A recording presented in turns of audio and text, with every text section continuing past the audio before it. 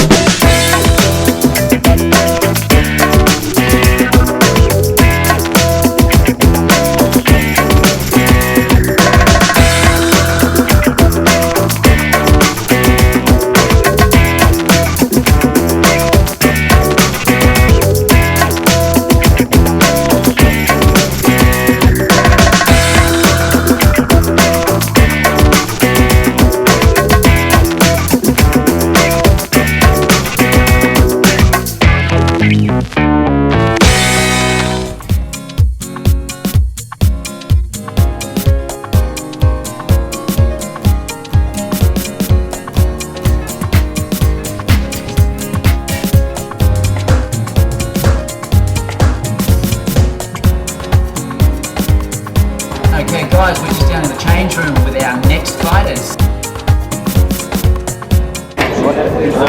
Hold your arms out and breathe out. Up, all the way out, out, out, out, out. 72.6. 69.9. Wow. Well done. And now we cross to our MC, Perry Cale, for the announcement. Number 3, race for 17, line on the Gold Coast, Queensland, Australia. Introducing first from the blue corner, fighting out of Townsville, Queensland. Here!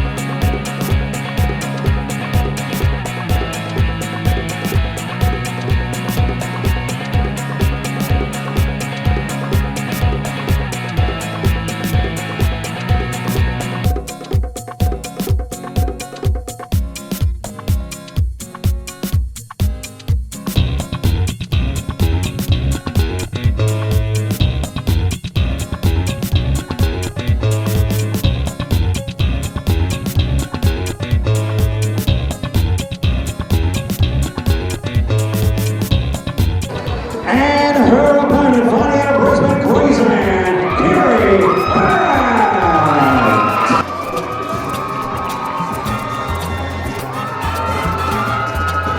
Barrett. I'm Kerry Barrett. I'm 39 years old tomorrow. I train at Advanced Brisbane. I've had one Thai fight, which I won.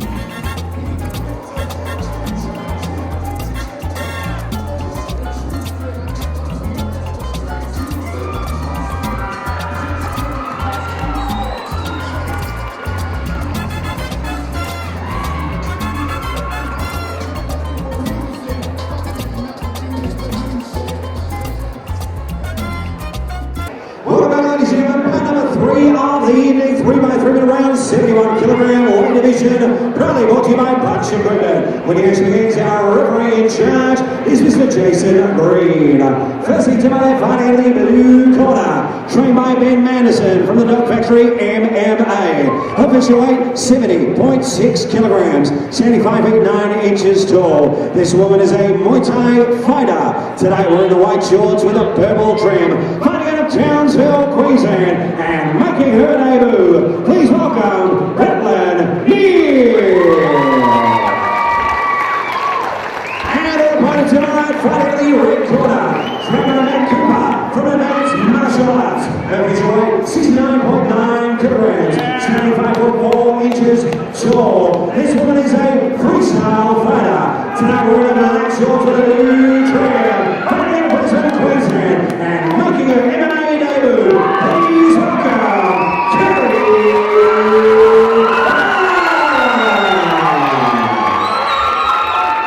Fighters to center cage, please, for final instructions.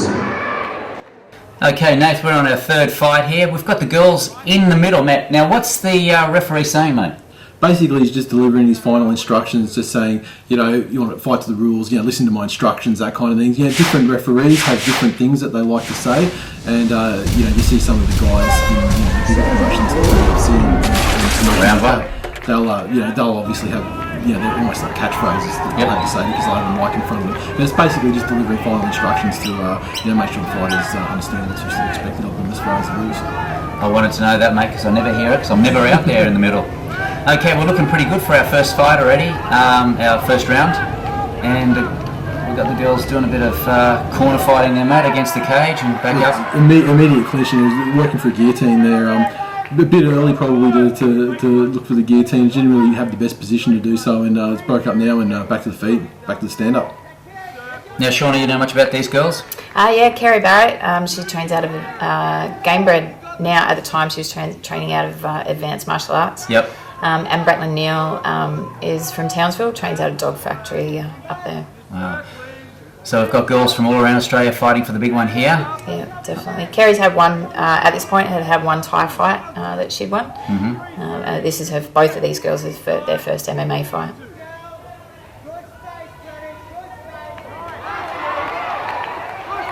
Now, I'll tell you what, Nate, some of these girls, these punches and these kicks, worse than some of the guys do. Yeah, I don't know if they'd be worse than some of the guys, but I mean, they'd certainly, they'd certainly stop you in your tracks. Oh, yeah. I mean, you don't want to get shorted offside. Okay. We do just as much damage. Exactly. Okay, we're back down on the ground and we've got a headlock, mate. It's a bit of a grueling way to fight this one. I mean, obviously, Bretland on the ground there, she's in a fairly comfortable position at the moment. She's got pretty good control, and what's happening here is that Kerry's trying to basically grab her legs, get her hips, and suck them out and get her onto her back. So she then once with the ground game, as you know, trying to establish a dominant position and see if she can finish the fight from there. Now, Shauna, being in a position like that and headlock cuts the circulation, blood, oxygen, and of course maybe pass out. What do you do to get out of this? Kerry needs to try and come around to the side of her, try and pull her legs out, get her head on the mat, turn her chin in, and do a few other things to try and pull her head out. But I think you'll probably hear her corner at this point tells her to try and stand up, which is also another option. Not a good position to be in, I don't think. It'll be very frustrating. Yeah, it's frustrating. You can't escape. I mean, and also it allows. I mean, to an extent, it allows Bretland to kind of catch her breath and kind of relax because she's not really in a position of great exertion either. But as you can see now, when the head comes out and she gets out of the guillotine, the attempted guillotine, she finds herself on top, and so she's automatically in a bad position. You're getting a few punches going through there too. Yep, some good ground and pound there.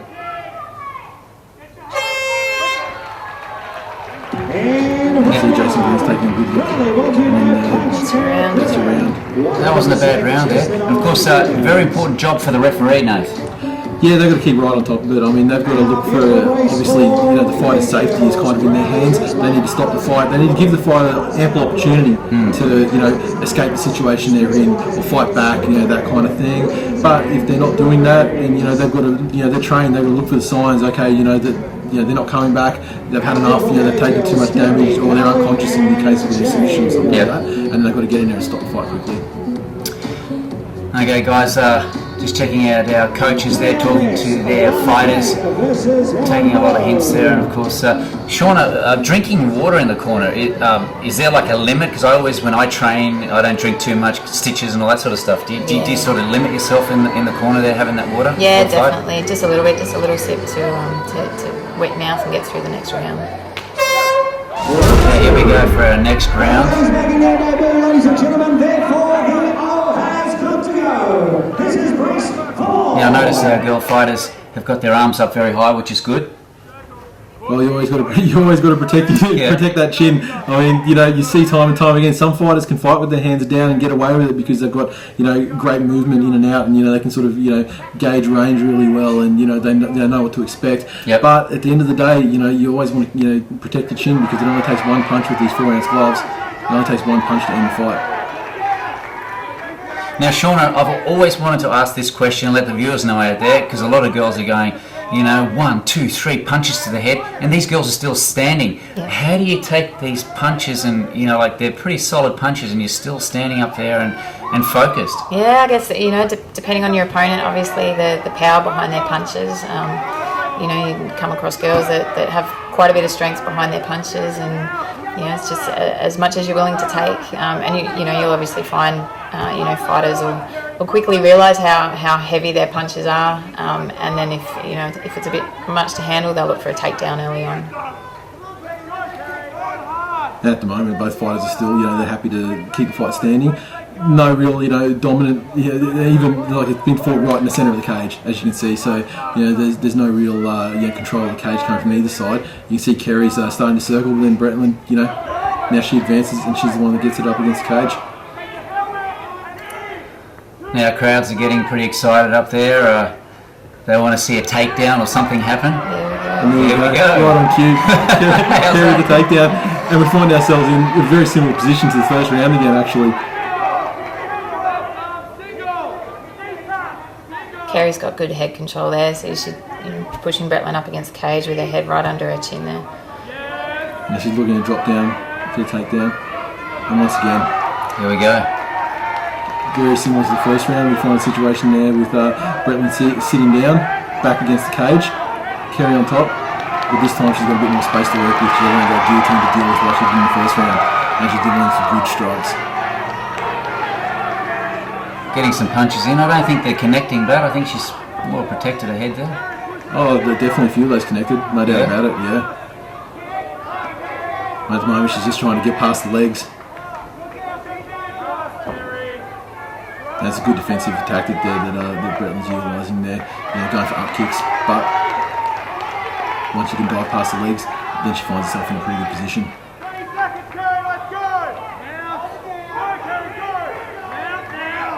And you can see that those punches there, they don't have a lot of force, but they certainly accumulate. And Kerry looking for mount there. And she gets it.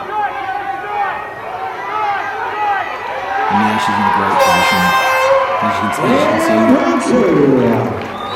It was the beginning of the end there. I mean, there's another 30 seconds. She was in a fantastic position. She could have finished the fight. But once again, as we mentioned earlier, those 3-minute rounds, you don't have a lot of, you know, unless you get to the ground really early, you don't have a lot of time to go to work. Okay, this is the last round, round 3 coming up, Shauna, and what would be going through the heads of these girls now, because they're pretty well equal, I think, at the moment. Yeah, both of these girls will be looking to do something that will you know, seal the fight for them. This round is going to be quite significant for either of them to either look for a finish or to be significantly more dominant. So this will be the round to go all out and give it all you got? Definitely. Absolutely, there's definitely, you know, there's no clear winner. I would say that Kerry's ahead probably 2 rounds to 0 at this stage, just given the priority that you know, takedowns and things like that. I mean, she's got to fight to ground fight, so that would probably give her the edge in both rounds. But you know, dominant round, you know, a finish. Okay, here we go. The last round, and the girls are in the middle doing it. And once again, the strategy would probably be the same. You know, as far as Kerry Barrett's concerned, she's had good success with the takedowns, and both times she's managed to find herself in a dominant position at the end and you know, get the ascendancy on the ground. And so I'd say she'd be looking for more of the same to seal the fight. And there you go. She sort of feigned for a shoot then, but she pulled out.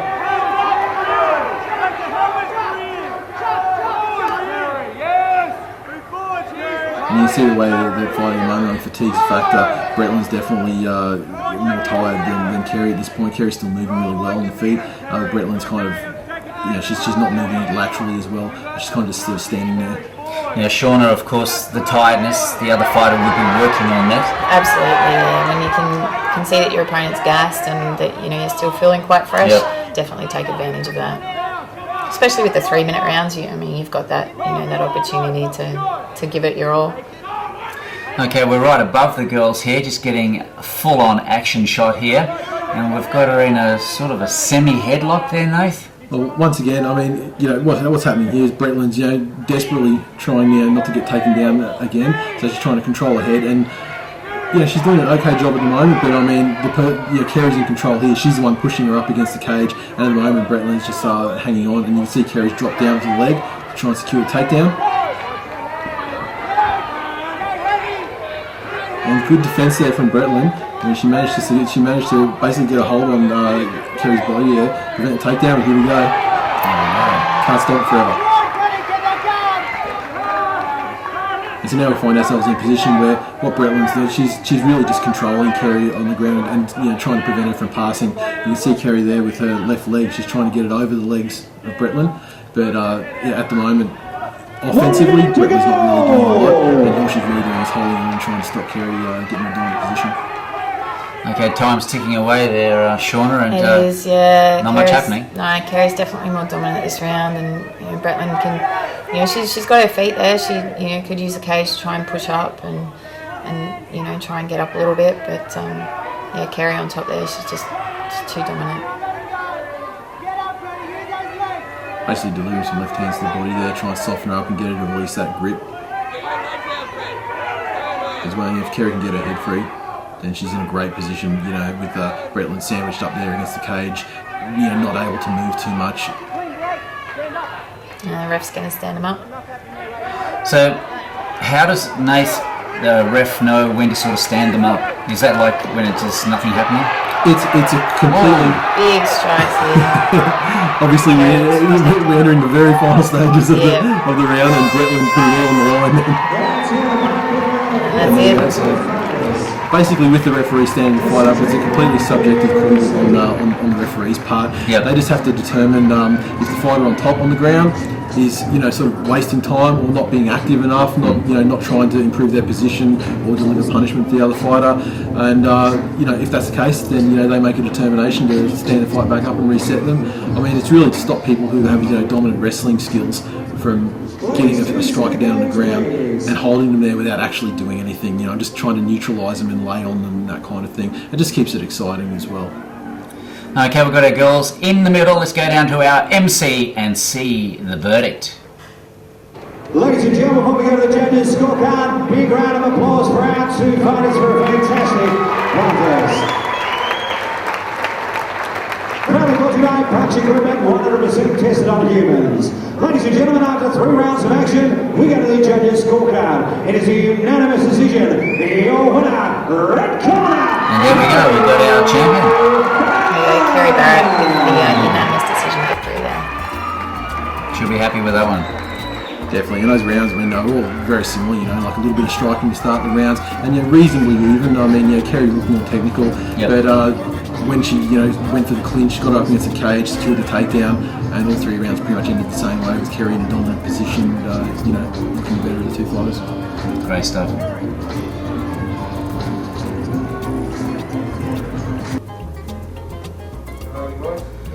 Okay, guys, we're just down in the change room with our next fighters. Shauna, do we know much about the ladies here in the weigh-in? Yeah, this fight is between Lana Kate and Helen Malone. Lana's come up from Melbourne for this fight, and Helen fights out of Brisbane. Like that trendy haircut. 64.3, Lana's made weight. There's our mate, old Kai. Kai Pate, the boss man himself.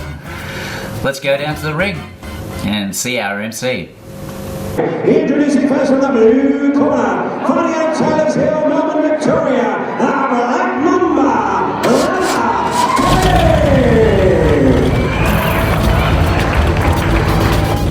Lana Kate, age 31, from Melbourne, Victoria, first MMA fight.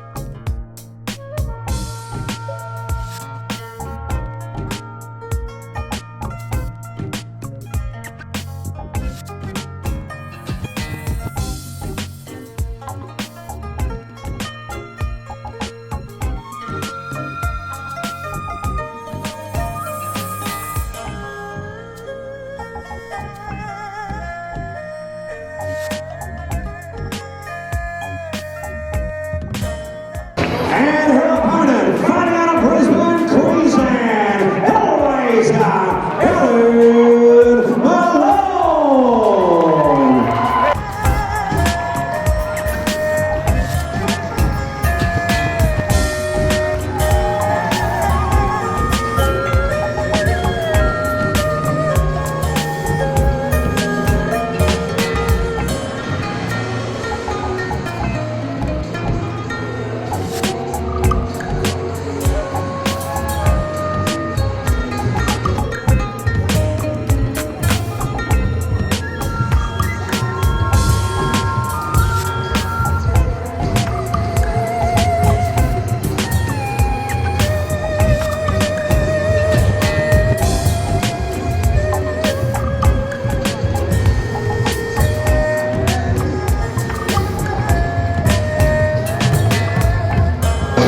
Welcome back, ladies and gentlemen, round number 4 of the evening. 3 by 3 in the rounds, 65 kilogram women's weight division.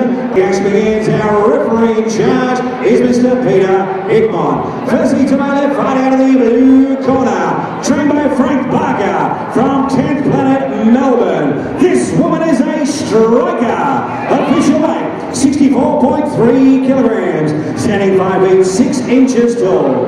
Tonight we're in the white shorts with a black trim, fighting out of Taylor's Hill, Melbourne, Victoria, making her MMA debut. Please welcome Lana Black Mamba Kay.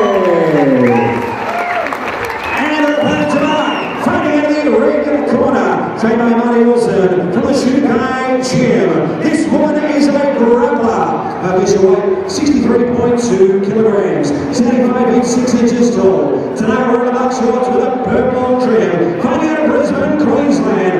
One fight, one win, one by way of knockout. Please welcome Helen Eloisa.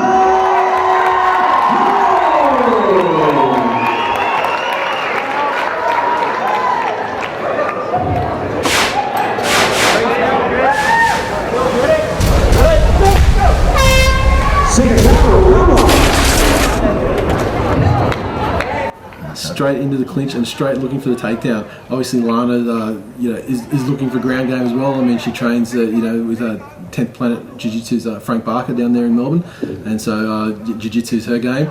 But so by the same token, Helen Malone look for the takedown straight away. Shauna, that was a quick entrance for the girls and straight on the ground. Was very much so. Helen looking for that takedown straight away, and you can see there she's in Lana's guard. Lana looking for rubber guard there almost. Now, Shauna, do you find fighters from different states fighting different techniques? No, more so fighters from different gyms. Obviously each gym generally has a strength. Yep. There's obviously a lot of well-rounded gyms, but particularly Lana coming from 10th Planet Jiu-Jitsu. Jiu-Jitsu is obviously their focus and very good. And a particular style of jiu-jitsu as well, the 10th Planet style, and what you see her doing at the moment, trying to lock her up. I mean, it's very typical to see from a 10th Planet Jiu-Jitsu practitioner. Now, Nath, do you find that different types of jiu-jitsu, like Brazilian and like the one you said, are different, and there's some good ones and there's some not so good ones? Well, I mean, it's all Brazilian jiu-jitsu, isn't it? I mean, which is all derived from Japanese jiu-jitsu. Yep. Originally developed by the Gracie family. 10th Planet Jiu-Jitsu is it's Brazilian Jiu-Jitsu. It's just an offshoot of the traditional Brazilian Jiu-Jitsu style. Here we go. What's this? Oh, it looks like Lana's capitalised there and taken.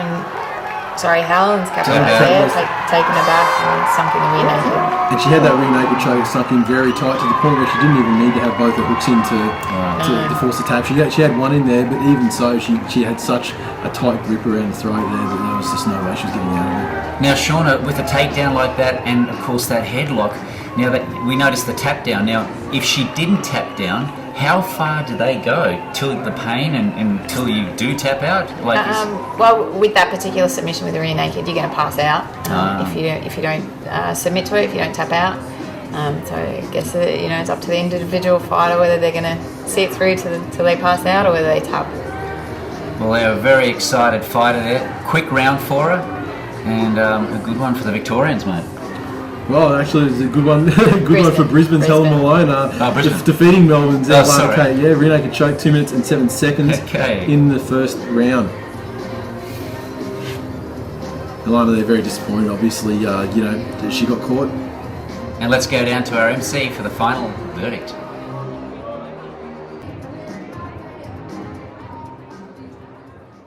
Ladies and gentlemen, referee Peter Hickmar puts a stop to this contest. 2 minutes and 7 seconds into the first round. Your winner by rear naked choke by tap out, Ellen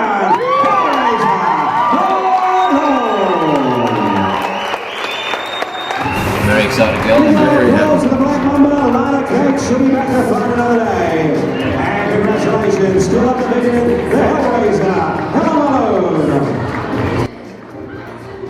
And guys, a very good fight there for our Brisbane girl. Yep, Helen Malone, the official verdict there. Helen Malone, she defeated Lana Kate by way of rear naked choke, 2 minutes and 7 seconds of the very first round. Hope you all enjoyed yourself here on Surfaroo Sports. Until next time, Pete the Surfaroo, Nathan, Shauna, it's bye for now. Woo!